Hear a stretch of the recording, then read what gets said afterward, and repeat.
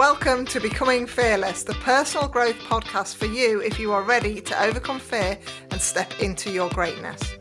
Our purpose is to help you overcome your limits, have loads of fun along the way, unlocking your fullest potential in life, business, health and relationships every single day. I'm your host, Charlotte Carter, a high-performance coach and entrepreneur with over 20 years' experience.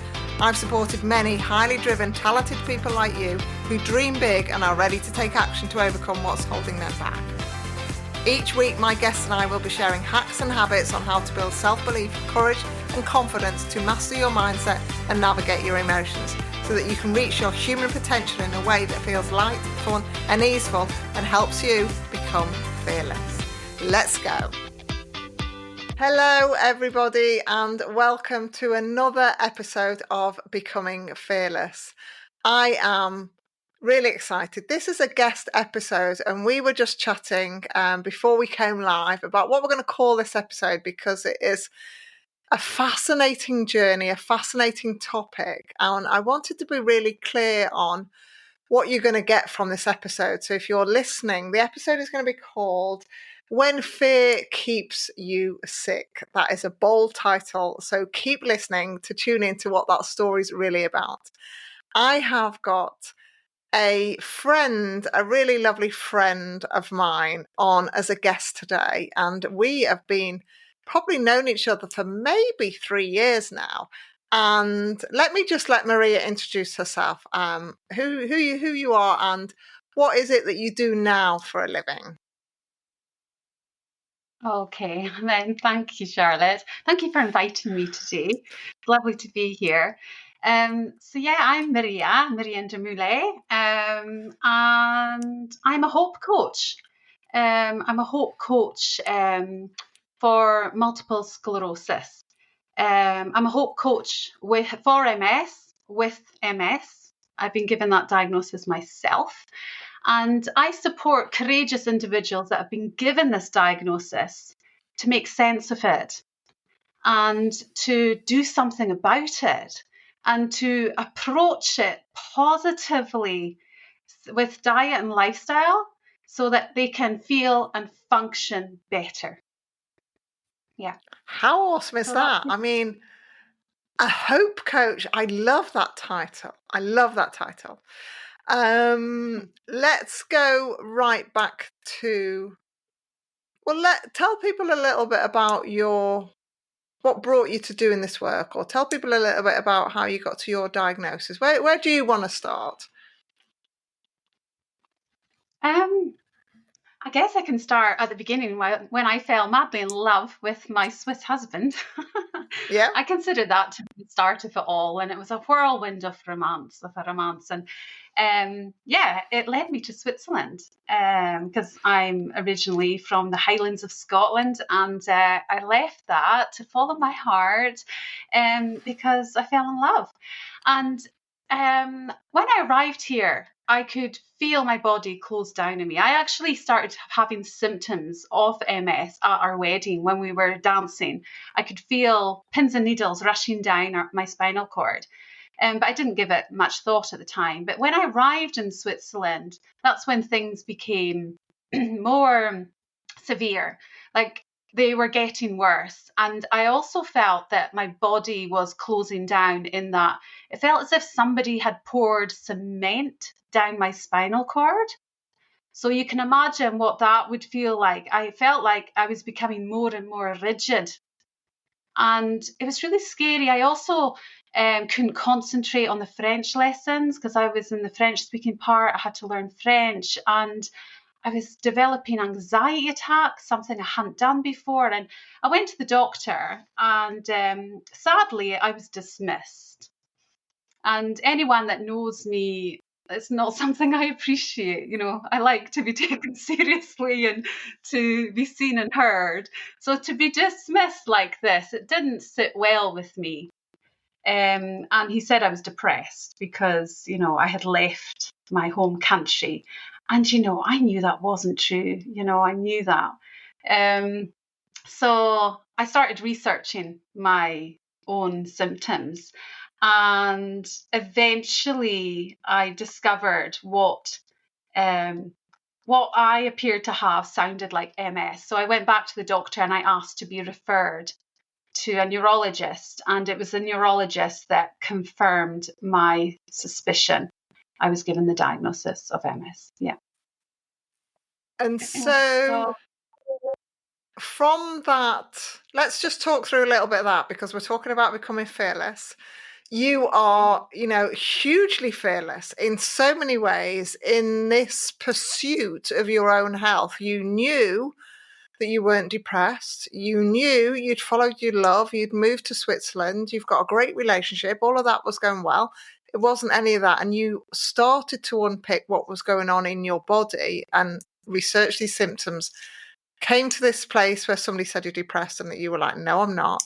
And then you were brave enough, courageous enough to go back into the same sort of environment that had said you were depressed and say, this is what I feel I've got now. Can you take this forward? How do you think you got your grit and determination then to be able to go back? What was it that is your drive, do you think, at that stage?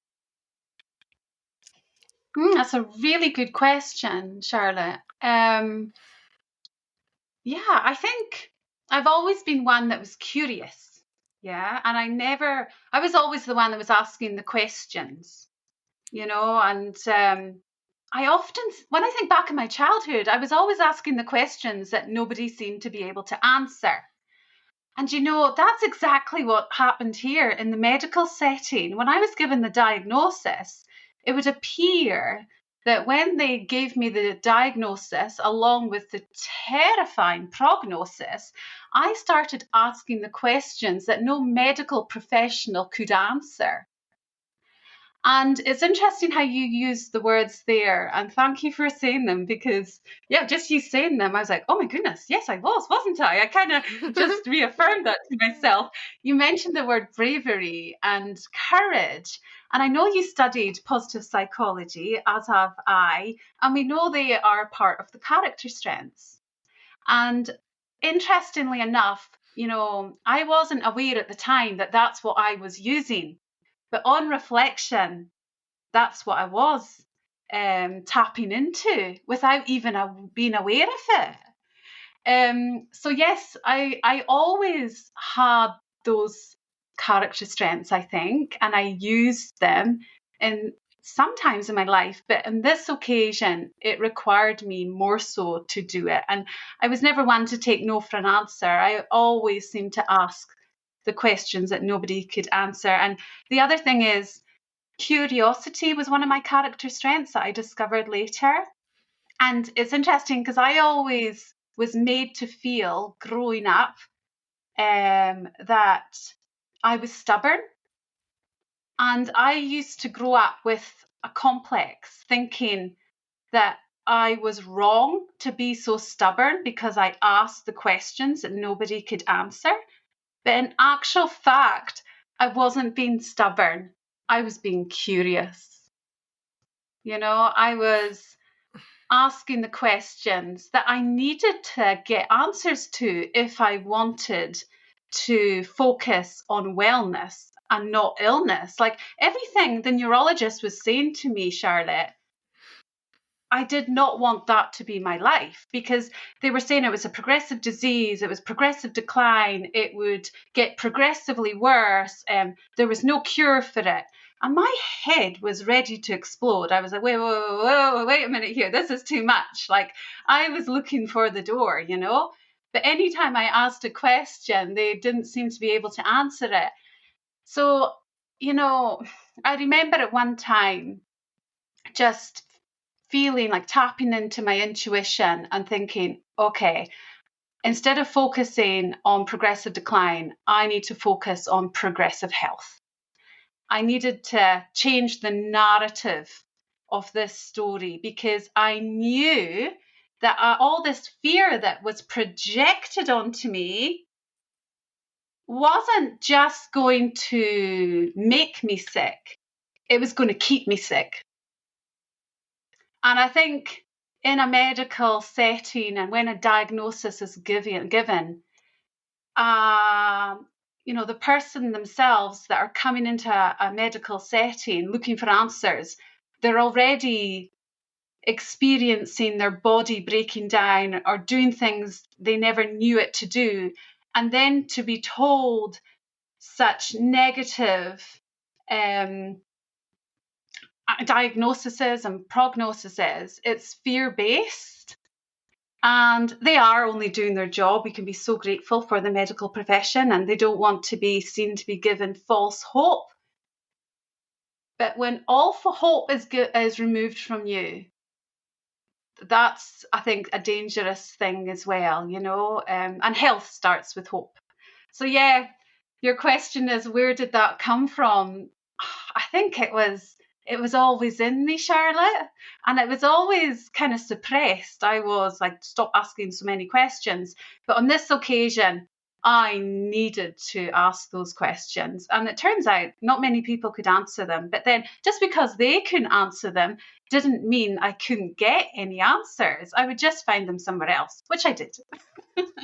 And so let the listeners know, because it's such a powerful story. And anybody listening now, Maria is like in great shape. She walks the Swiss Alps most mornings, and she has, a real appetite for life and practices as a hope coach. So tell people a little bit about this kind of journey from this first being really fearful, being in that situation where you're given this diagnosis, you're given this prognosis, which doesn't sound wonderful. Everything sounds very full on and in the moment. What were your kind of symptoms there, and what happened next? Yeah. The thing is, MS is a horrific, debilitating disease. And I seem to have a radar now, Charlotte, for being able to spot in a crowd somebody who is displaying the symptoms. I can just, I feel drawn to them. I can see it in the way they walk, the way they carry themselves. I'm like, oh, they have MS. I just can totally, I feel like I'm drawn to them. It's like a magnet. I can spot the signs a mile away. And I got to a place where I had no feeling from my chin down. At my sickest, Charlotte, no feeling from my chin down. And my darling husband, like, where would I be without my husband? I know I wouldn't be here. He was spoon feeding. I can't talk. He was spoon feeding me. And even just saying that again, it just takes me right back to that place. And so, yeah, no hope was given to me that, only medication to slow down the progression of the disease. But in my heart, I knew this could not be it. I refused to believe it, Charlotte. And I guess this is where the curiosity comes in again, and the love of learning and the bravery and the courage that I didn't actually know I had at the time. But I think it's certainly something I did have that came at the right time to help me. And, I was sent home to rearrange it to accommodate a wheelchair. But the thing is, I just got married and a wheelchair was not on my vision board. And the neurologist, he was just doing his job, but I just could not accept what he was saying. And, within the MS community, there's a lot of emphasis on accepting your diagnosis. And I never have. And again, maybe that comes from being a bit stubborn, but I've acknowledged it. I've acknowledged I have been given this diagnosis, but I've never accepted it.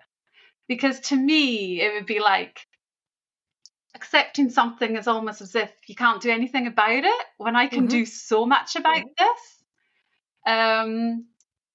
So yeah, I was in a dark place, and there's no doubt about it. A very dark place. But I remember one night my husband and I, we went to bed, and it got to the stage that I couldn't even turn in the bed, Charlotte. He had to move me because I had no feeling. And that's the thing, when you lose feeling in your body, you can't even turn yourself over on the bed. Like, it was almost unimaginable. I'd never experienced this before. And I just realized I was so young and we just got married, that this wasn't, a life for my husband. He hadn't signed up for it. And I had said to him that I would like to take Exit. And of course, Exit is the Swiss assisted suicide. And it was because I loved him so much. And I remember that night, I couldn't feel his touch, but I could feel his love. And the next morning, when I thought I would phone Exit, I had the first feeling in my fingertips. First feeling. And that's when I realized I will discard the thought of doing anything like that I was going to be okay. And I remember saying to my husband, you see that mountain right in front of us? I'm going to walk up it. Now, at the time, I couldn't walk to the bathroom. But here I was saying that I would walk up this mountain. And, I think that saved me as well. I think love is medicine. I proved that. And I think love needs to replace fear. And I think that's what happened that day as well. Love replaced fear. And it was that love that took me from where I was to where I ultimately wanted to be with my health. And, a few months after that, I walked up that mountain and still do. And it's 1,000 meters high. So much I love feel too. Oh, thank you. Sometimes I think, oh my goodness, did that really, really happen? And yet it did. And I'm so grateful for it. I am. It was terrible at the time, but I got through it. Yeah. I've got all a bit emotional now. So let's talk about this phenomenal inner resilience that you have. And what were the steps you took? Because I'm sure, as this episode goes out and more people start listening to Becoming Fearless, this episode is going to resonate with the people who've got that diagnosis for certain. And they'll be there thinking, okay, Maria, well, what did you do? So you had this moment, this like aha moment, this energy shift, this space where you started to feel small feelings in your fingers, where everything started to change, where love was a big part, your inner grit and determination was a huge part, curiosity was a huge part. What were the practical changes that you made in that moment, or in those 3, 6, 9 months after, that allowed you to physically repair the mobility of your body to get you up walking that mountain? Wow, that's a really good question, Charlotte. Yeah, I think there were several things. I think first and foremost, without an ounce of a doubt, I knew what I needed my health for. And I consider that to be so critical. Before we make any changes to our diet and lifestyle, we need to know why we're doing this. What are we doing it for? And, what my why was. Well, I just got married to a man I loved.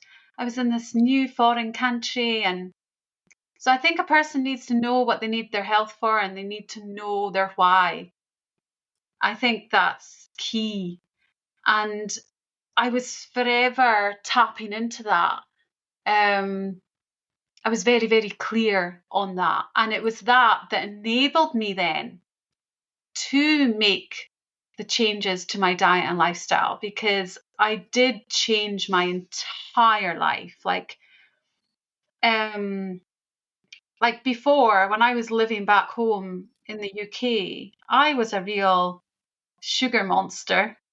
And all of a sudden, all that had to go. I knew that it was just exasperating the disease progression. Like, I was told it was a progressive disease and it would mean progressive decline. And I knew intuitively that eating all these sugars and were not going to help matters, even though when I did ask the neurologist, should I change my diet, they actually told me it wouldn't make a difference, which saddens me greatly. And I really hope that has changed, because it has made such a massive impact on how I feel and function, to the extent that if I were to eat gluten now, I get numbness in my fingertips. Like, I feel it immediately. And I feel that, the taste of health is better than any pizza. So that I'm clear of. I do not want to ever go back to where I was. And I feel I could quite easily do that if I'm complacent, and if I am not 100%, clear on my why. I could easily have a wobble, because I'm human and sometimes I do have a wobble. We go through emotions, especially as women. I can sometimes have a wee hormonal wobble and I think, oh, I'll just eat that chocolate biscuit. Well, the next day I pay for it and I might struggle to walk. So I really know my body now. So yeah, I would say the first thing was the why, what I needed my health for. And the other thing that helped greatly was changing my diet and lifestyle. And the other thing was moving my body. And it was the very, very thing that was the hardest thing to do, because when I lost the feeling of it, I had to come back. And that I had to swallow my pride, because I would have to hold on to my husband, and I forced myself to go out and to walk a wee bit further than I did yesterday. And then a few weeks later, I walked up 1,000-meter high mountain, and that was a big achievement for me. I'll never forget it. It was just, and I realized, wow. But what's interesting about walking up a mountain, the other thing is, I would say, is visualization. I really started to embrace and practice visualization. And because see, when I had no feeling from my chin down, there was nothing I could do other than think. I couldn't even hold a pen. I remember I had to learn how to write again. So when you're sitting there and you can do nothing, all you've got are your thoughts. So I had to make sure that they were positive ones. So I was sitting in the kitchen table looking at the mountain opposite me, and I would every day for several hours, because it's all I could do other than watch the TV, and there wasn't much on that. I would visualize myself walking up the mountain, and it was as if I was doing it. I remember I could feel what it would feel like to have the rock under my foot. I remember pretending what it would feel like to be holding the walking poles. I remember hearing the noise of the cable car going over my head and smelling the pine trees. It was as if I was there. And since then, I've been following Dr. David Hamilton, and he's a fellow Scottie. And he speaks about this beautifully and brilliantly, that imagining yourself better, that when you do that, the brain can't decipher whether it's real or not.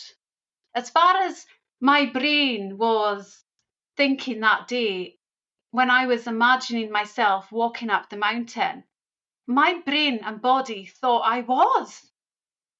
And I understand now what happened those weeks and how I was able to then climb up that mountain. And had I not visualized it, I'm not quite sure would I be so far on in my healing as what I am now, Charlotte. Thank you for sharing all of that. It's exactly as I've talked about in a number of different episodes, this power of the mind, the power of your energy, and the power of your visualization should, I think, people really, if you can invite yourself to take a moment to practice some of this, you will see for yourself. Like Maria feels like she wouldn't have got where she is now, if she hadn't have done this really potent visualization. Now, it's not just looking at what it would be like looking at the mountain. You have to, like Maria's just said, you have to feel the feelings as if you are doing it. So feeling the rocks, hearing the sound of the cable car, and everything else that went into that experience has reprogrammed Maria's mind, because exactly like she says, the mind doesn't know whether it's real or not. And the more you allow yourself to go into these powerful visualizations, I say to people, if you're listening to this and you really want to change something, every 90 minutes, you need to go into this visualization of whatever it is that you want to change, because you need to keep reminding your mind that, first of all, it's safe for you to change because it's going to see it as more of a habit, and that reminding yourself that whether just because it's not in your reality right now, the mind doesn't know that bit. The mind just knows what you're going to feed it. So if you feed it with those visualizations, those feelings, which are way more potent, the feelings is what you need, as well as the visuals. And if you can bring in sense of smell, touch, and everything like that, then you are harnessing the power of your energetic being, as well as the power of your heart, because you bring in your emotions, and as well as the power of your mind. So it's like mega, mega powerful. And Maria has proved that. So let's talk about what you do now, and how do you help people now? Do you help people one-to-one? Do you help people in programs? How is it that you help people now? Because I imagine there's people there going, oh my God, I want to be able to do that. I want to know, I want to be in Maria's world. She's turned herself around. I've got that curiosity. I want to change. I don't want to I want progressive health, in your words. There will be people listening that totally would love all that. So how do you work with people, and how can people get hold of you? Yeah, well, I work with people now one-to-one. Though I'll be honest and say I don't take on too many people, because I feel like I've got a lot of making up to do, as in time has been lost. And I spent years sick, and this is the thing, there's no quick fix, is there? No. And I will only take on people that are really ready to do this work, because I can't do it for them. I'm a hope coach, and I will accompany people, and I see what's possible in them. But this change of belief, and that we're up against a lot, Charlotte, because we're told that when you're given a diagnosis of MS, that it's progressive disease and progressive decline, and it's we're up against a lot. And even when I had shared some hope to my neurologist, he laughed at me, and he told me that, well, sadly, he actually swore at me, and he got angry at me, because he had seen and witnessed so many people really sick with this disease. And I ended up really, really sick too, that he wasn't really encouraging it. So he didn't want to give me false hope. And I remember saying to him, well, I hear what you're saying, but I don't believe you. And that's the thing. I've never believed that I would end up in a wheelchair. I've never believed that. And so therefore, for those people that feel too, I can live well with MS, like there's no cure for it, but we can live well for it. That's the people I will happily accompany with, and be an immense joy and pleasure. And a lot of people have said to me, you're the first person I've ever spoken to that gets it. And to have that be said is beautiful, because, I feel it's been worth it all. And I do strongly feel that health begins with hope, but hope needs to be nurtured, and it needs to be nourished. And the thing about hope is that we can quite easily, quickly lose it. We can easily lose our hope by listening to advice or things that don't serve us well. And this is where we have to be crystal clear on what our why is. And this is what I work with clients now. Well, how do you see your future self, and then working on things that we can do today that their future self will thank them for. Like, I saw myself walking up that mountain.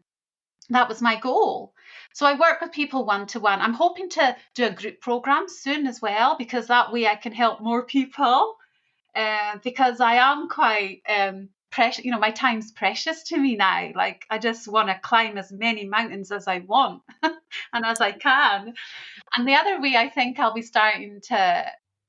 able to reach more people is I'm currently writing my own book. So that's something I'm really happy about. I've recently just written a chapter in a book that's just been released. It's called Beating Multiple Sclerosis.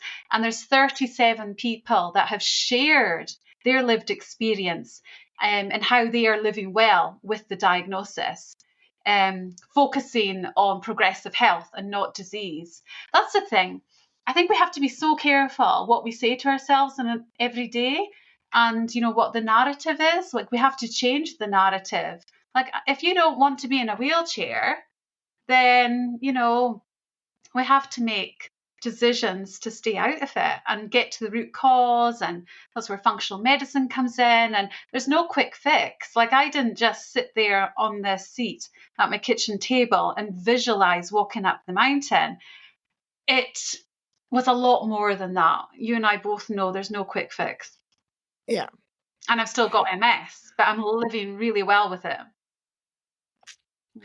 So thank you so much for sharing your journey and your story. It is so inspirational. You are so inspirational. You have navigated so many fears along the way that people who haven't had, some people will never be able to understand because they have never been in that kind of situation. There will be people that have parallels of different kind of diagnosis where they feel like they're not necessarily, they want to make the changes themselves. They know that there are differences. They know that they can make some lifestyle and health and nutrition and movement changes to allow them to feel a lot better and different in their own skin. So the question that I always ask everybody is, what is a book that you have read that has helped you either become fearless or helped you with your mind, your energy, your action, or helped you in some way that you think is a great one for people to read? Well, without an ounce of a doubt, it has to be The Biology of Belief by Bruce Lipton. It changed my life. And, it was during the time when I was struggling to walk, I went to see somebody for acupuncture. And he suggested this book to me. And I remember when I started reading it, it was way over my head. It was, I didn't know anything about the anatomy or biology. I just knew nothing. So there was a lot of things I didn't understand. But there were some things I took from it that changed my life. And what comes to my mind is there was a part in that book where Bruce Lipton speaks about the placebo effect and the nocebo effect. And the placebo effect is a positive suggestion which has a positive effect. And the nocebo is a negative suggestion that has a negative effect. And I realized that day how important it was. And I felt that there had been some nocebos that had been offered to me because it was a negative suggestion, like saying to me that I was only going to get sicker. To me, as far as I was concerned, was negative. And I didn't want to swallow that. So the placebo was one for me. And it just changed how I viewed the diagnosis of MS. There was also a time in that book where it mentions about this man that had esophagus cancer, and he was given a couple of months to live, but he died within a couple of weeks. And it was said, when they did the autopsy, they realized there wasn't enough cancer in him to die from. And they were like, well, what killed him? And he died with cancer. not from cancer. And that really changed everything for me, that the fact that he believed he was going to die was the reason he died, and just the power of our thoughts. And that changed everything for me, and how every day I have to be super careful how I think and what I say to myself, because my cells are listening to everything I say. I need to be more careful what I say to myself than what I say to other people. For certain, your cells are always listening. So, sounds like a great book. Another one for me to put on my list because I haven't read that one. Thank you so much. I have loved spending time with you and talking about your journey and reminding you of how fearless you are and how you have this incredible inner grit and resilience that ultimately, from my perspective, has saved your life, and how love, hope, health, well-being and happiness and visualization have allowed you to really be the powerful being that you are today. So I thank you so much for creating the time to spend with me today. I have loved having you on as a guest. Oh, thank you, Charlotte. And thank you for having such a positive impact on my life. I know we worked together for a while, and some of the things that you have said to me were really meaningful and transformational at the time, but not just at the time. They've had long-standing effects on how I live my life now. So thank you. You were a part of that journey. So thank you. You are so welcome. So everything that Maria has talked about, how to get a hold of her, will be in the show notes. Maria, if you could also send us the link for that book that you've mentioned, and then also the one that you've got the chapter in, and then also when your actual book comes out, and I will put that on the links as well. So exciting. Thank you so much for being here. Thank you, listeners, and I'll see you on the next episode. Thank you, Charlotte. Thank you for tuning into this week's episode. I hope that you're feeling energized, fearless, and inspired to take action today to stand in your greatness. I share even more tools and resources on my I Dare to Leap email newsletter. By signing up, you not only get early access to the I Dare to Leap products and services, but you also get brand new podcast episodes delivered straight to your inbox every Monday, meaning you'll never miss your weekly dose of becoming fearless energy. Sign up now at www.idaretoleap.com/newsletter or click the link in the show notes below.